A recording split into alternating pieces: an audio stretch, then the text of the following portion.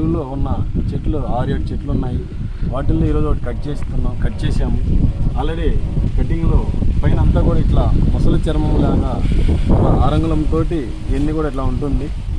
తర్వాత వచ్చేసి red layer ఒక అంగుళం సైజులో ఉంటుంది. సుమారు అంగుళం సైజులో ఈ రెడ్ లేయర్ అనేది ఉంటుంది.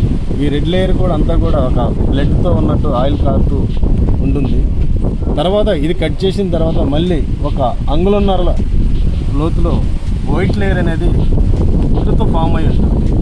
తర్వాత మనకి లోపల అనేది హార్ట్ వుడ్ అనేది ఉంటుంది. ఈ విధంగా రెడ్ శాండ్ల్ అనేది లోపల హార్ట్ వుడ్ ఫామ్ అయి ఉంటుంది.